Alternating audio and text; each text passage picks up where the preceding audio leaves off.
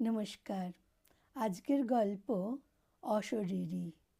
লিখেছেন সুজাতা ঘোষ। সোমনাথ ঘোষের অনুগল্প অবলম্বনে। চরিত্র দুটি, সদাশিব এবং চম্পা। সদাশিব: দাদা, বারুইপুর লোকালটা কত নম্বরে দিল? ও, 20 নম্বরে। ধন্যবাদ। কোথায় গেল? এই তো ভেন্ডার, ফাঁকাই আছে, উঠে পড়ি। হে, সিটের ওপর এক গাদা ময়লা। এই কাগজটা মুছে দিয়ে এই আমি বসলুম। পিঠটা টনটন করছে। একটা বিড়ি ধরাই। হয়ে গেল। শুকটানের সর্বনাশ। এক্ষুনি ফরমাইশ শুরু হবে, এই আনো সেই আনো। ধুত্তর, শালা ফোনই ধরব না। এ তো মহা জ্বালা, ফোন করেই যাচ্ছে। হ্যালো, হ্যাঁ বলে ফেলো। কি? কালো জিরে, তেজপাতা আর আটা। ঠিক আছে, এখন রাখো দেখিনি। কি হে রাজু, বিড়ি চলবে নাকি? নাও ধরাও একটা। তোমার একখান চাই নাকি হারুদা? এই নাও। সবাই মিলে শুকটান দিতে দিতে যাবার মজাই আলাদা, কি বলো হে? কোথায় এলো? নয়নরূপ ছেড়ে গেল না? এবার উঠতে হবে। চলি গো, আবার কাল দেখা হবে। এই সোনারপুর নামলাম, মুদির দোকানে যেতে হবে। দাদা, 10 টাকার কালো জিরে, 5 টাকার তেজপাতা আর হাফ কিলো আটা দাও দেখি। কত হলো?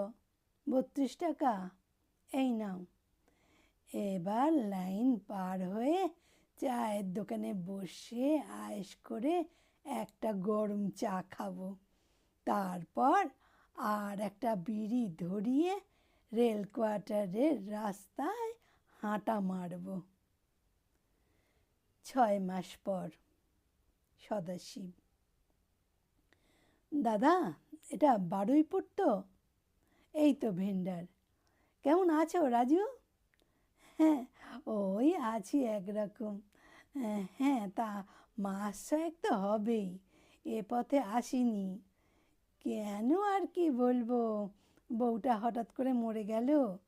আর বলো কেন, সেসব ঝামেলা মিটিয়ে আবার ফিরলুম। বাবু, একটু বসে দেন না গো। হ্যাঁ, বসো। বাবা, ভেন্ডারও আজকাল মহিলা উঠছে। দেখে খুব গরিব মনে হচ্ছে। পরনের শাড়িটাও একদম ছিঁড়ে গেছে। এই দেখো, আমি তো সবজি বিক্রি করি গো, শিয়ালদায়। বাবু, কত দূর যাবেন গো? সোনারপুর। তুমি? আমিও তো সোনারপুর গো। পরের দিন। সদাশিব: আজ ট্রেন ছাড়ার সময় হয়ে গেল, চম্পা এলো না তো। আরে এই তো, বলতে বলতেই চম্পা হাজির। নে বস। কানে হেডফোন দিয়ে কি গান শুনছিস? আবার হাসে। কি বলছো? রাজু বিড়ি? না গো, ছেড়ে দিয়েছি। শরীরটা বিশেষ ভালো যাচ্ছে না। ঠিকই বলেছ। 6 মাস পর যখন দেখা হলো, তখন থেকেই আর খাই না। বাবুর বউ বারণ করেছে গো বিড়ি খেতে, মুখে গন্ধ হয় না তাই। আমার বউ 6 মাস আগে মারা গেছে চম্পা। মা, আমি জানতাম না গো বাবু, মনে কিছু করো না। না, মনে করার আর কি আছে। চল, সোনারপুর এসে গেছে। বাবু, একটা কথা বলবো? কি বল? আজ আমার একটা চা খাওয়াবে? রোজ তুমি খাও, আজ আমিও খাবো। ও, এই কথা। আয় বস। ভাই, দুটো চা দেখি। বিস্কুট খাবি? না গো, শুধু চা। তুই শিয়ালদায় কোথায় সবজি বেচিস চম্পা? স্টেশনের বাইরে। ঘরে কে কে আছে? কেউ নেই গো, আমি একাই থাকি। বিয়ে করিসনি? করেছিলুম, বরটা অন্য মেয়ে মানুষ মানুষকে নিয়ে পাইলে গেল, আমি একা রয়ে গেলুম। ছেলে পুলে হয়নি তো আমার, লোকে তাই বাঁজা বলে। তোমার বাড়িতে ছেলে পুলে কটা? আমারও ছেলে পুলে হয়নি, বউটা মারা যাবার পর থেকে আমি বাড়িতে একা। খুব একা লাগে না তোমার? সে তো লাগেই, তুইও তো একা রে চম্পা। বাবু, তুমি আমার হাত ধরলে ছাড়বা না তো কোনো দিন? যদি বলি না, আজ আকাশটা মেঘলা করেছে, তাড়াতাড়ি চা খেয়ে বাড়ি চলে যাস। দাও হে শিবু, দুটো চা দাও। বস চম্পা। তোমার দেওয়া নতুন শাড়িটা পরে কেমন লাগছে বললে না তো? ভালোই তো লাগছে, ছেঁড়া শাড়ি আর পরবি না। তোমার বউ কী করে মরে গেল বাবু? হ্যাঁ, কিছু বললি? কোন জগতে আছো? বললাম তোমার বউ কী করে মরে গেল? এই যেখান দিয়ে আমরা লাইন পার হই, এই লাইনেই কাটা পড়েছিল মাস 6 আগে। তুমি কাঁদছ বাবু? কই না তো, চোখে কি যেন পড়ল। একটা কথা বলবো বাবু? বল। বলছিলাম কি, তুমি তো বাড়িতে একা থাকো, ছেলে পিলেও নেই, তা তোমায় রেঁধে বেড়ে কে দেয়? কে আবার দেবে, নিজেই রেঁধে খাই। আমার নিয়ে চলো না বাবু তোমার বাড়ি, আমি দুবেলা রেঁধে দেব। ঝুবড়িতে একা থাকতে পারি না জানো, রাত বেরোতেই হায়নার দল দরজায় কড়া নাড়ে, ভয়ে দরজা খুলতে পারিনি। আমারে নিয়ে চলো তোমার সাথে বাবু, আমি তোমার সাথে থাকবো। কি এত ভাবতেছ?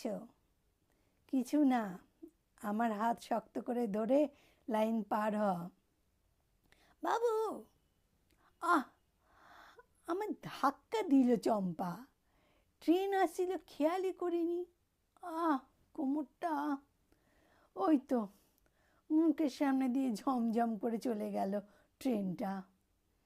আমার চশমাটা। অটো, আমার হাত ধরো, খুব লেগেছে না? এই নাও তোমার চশমা, কাঁচটা ভেঙে গেছে। কি এত ভাবতেছিলে যে ট্রেন দেখতে পেলে না? নাও আমার হাত ধরে লাইনটা পার হও। চলো তোমাকে বাড়ি দিয়ে আসি। ভয় নেই, আমি থাকবো না, তোমাকেও একলা ছাড়বো না, চলো। আমার হাতটা ভালো করে ধর চম্পা। ধরেই তো আছি। আজ কি সর্বনাশ হতো বলো তো? নতুন করে আর কি সর্বনাশ হতো? বুঝতে পারতেছ না তুমি কি মানুষ গো? আমি তো মানুষ নই রে চম্পা। তোর সাথে দেখা হবার মাস 5 আগে আমি ট্রেনে কাটা পড়েছি। হয়তো সেদিন তুই পাশে থাকলে আজকের মতোই আমাকে বাঁচিয়ে দিতিস। জানো বাবু, তোমার মতোই একজন ভালো মানুষ খুঁজছিলাম। বস্তির ঘরে বরের অত্যাচার সইতে না পেরে একদিন বিষ খেলাম। আমিও তো ভূত গো বাবু। চল চম্পা, আজ থেকে আমরা একসাথে থাকবো। পৃথিবীটা আমাদের জন্য ছিল না রে, আমাদের অন্ধকার জগৎটাই ভালো। চল দুজনে একসাথে সেখানেই বাস করি। তাই চলো বাবু, দুজনে অন্ধকারে মিশে যাই।